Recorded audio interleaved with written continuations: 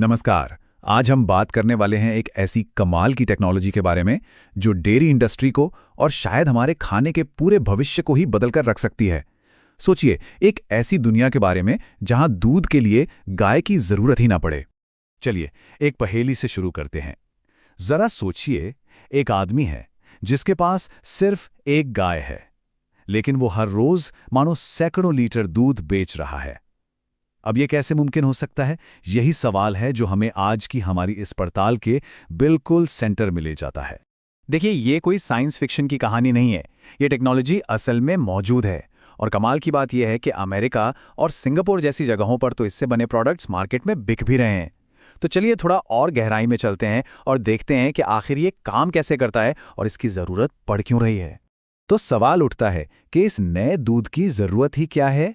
असल में ये उन लोगों के लिए एक बहुत बड़ा सॉल्यूशन है जिन्हें दूध में मौजूद लैक्टोज से दिक्कत होती है। ये उनके लिए भी है जो वीगन लाइफस्टाइल फॉलो करते हैं, और हाँ, उन लोगों के लिए भी जो पर्यावरण को लेकर फिक्रमंद हैं या जिन्हें बस नॉर्मल दूध का टेस्ट पसंद नहीं आता। मतलब एक तीर से कई निशाने। तो इस पूरी टेक्नोलॉजी को समझने के लिए हमें कुछ बेसिक चीजों को समझना पड़ेगा, और इसकी शुरुआत होती है एक बहुत ही पुरानी और सच कहूं तो एक जादुई प्रोसेस से, जिसे हम फर्मेंटेशन या किण्वन कहते हैं। तो फर्मेंटेशन होता क्या है असल में? बहुत ही आसान शब्दों में कहें तो ये छोटे छोटे जीवों यानी माइक्रोब्स की मदद से किसी एक चीज को दूसरी ज्यादा काम की चीज में बदलने का एक तरीका है। ये समझिए कि ये नेचर का अपना ट्रांसफॉर्मेशन का जादू है, जो हजारों सालों से हमारी किचन से लेकर बड़ी बड़ी इंडस्ट्रीज तक में इस्तेमाल हो रहा है। और इसे समझने का सबसे बढ़िया एग्जाम्पल तो हमारे अपने किचन में ही है। जब हम दूध में थोड़ा सा जामन डालते हैं तो उसमें मौजूद माइक्रोब्स दूध को दही में बदल देते हैं। ये फर्मेंटेशन का एक क्लासिक उदाहरण है। अच्छा, एक और एग्जाम्पल देखते हैं।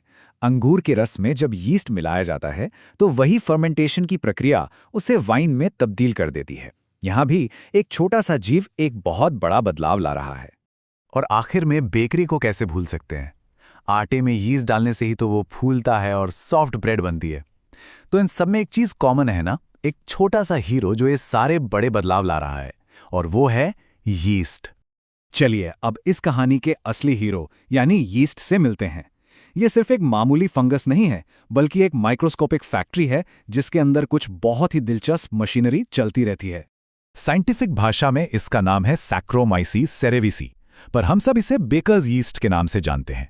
जी हाँ, ये वही यीस्ट है जो हजारों सालों से ब्रेड और बियर बनाने के काम आ रहा है। और अब देखिए, ये दूध बनाने की क्रांति का भी हिस्सा बन गया है।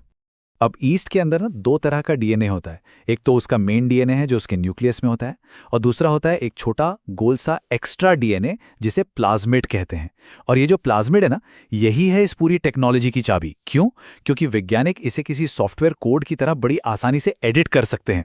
तो अब आते हैं इस कहानी के सबसे सबसे क्रांतिकारी हिस्से पर, डीएनए हैकिंग। यहीं पर साइंस यीस्ट की कुदरती ताकत को एक नया और बहुत पावरफुल निर्देश देती है, और बस यहीं से सब कुछ बदल जाता है। इसको ऐसे समझिए, डीएनए किसी भी जिंदा चीज का सॉफ्टवेयर होता है। जैसे हमारे फोन में एक ऑपरेटिंग सिस्टम होता है ना, ठीक वैसे ही हर जीव के अंदर डीएनए होता है जो उसे बताता है कि उसे क्या करना है और क्या बनाना है। तो साइंटिस्ट्स ने क्या किया? उन्होंने एक बहुत ही सटीक जेनेटिक कॉपी पेस्ट ऑपरेशन किया। सबसे पहले उन्होंने गाय के डीएनए में से दूध का मेन प्रोटीन यानी कैसीन बनाने वाली रेसिपी यानी जीन को ढूंढा। फिर उन्होंने उस जीन को कॉपी किया और उसे यीस्ट के उस छोटे एडिट करने लायक डीएनए यानी प्लाज्मिड में ले जाकर पेस्ट कर दिया।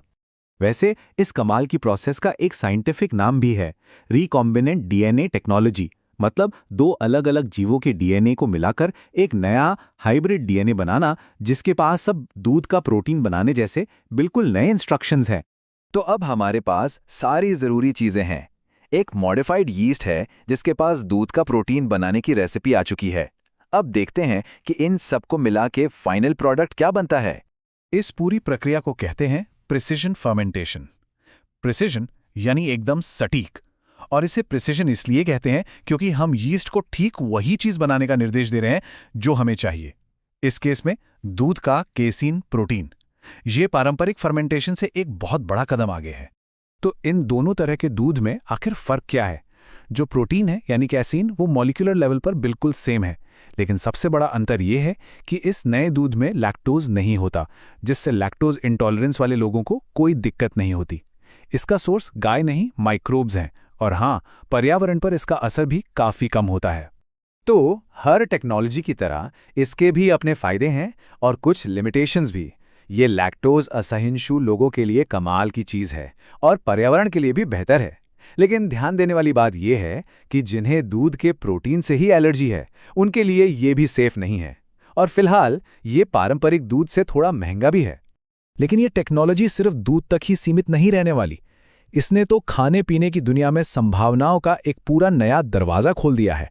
जरा सोचिए, जब हम कोई भी प्रोटीन इतनी सटीकता से बना सकते हैं, तो क्या भविष्य में हम अंडे, मांस या कोई दुर्लभ पोषक तत्व भी इसी तरह बना पाएंगे?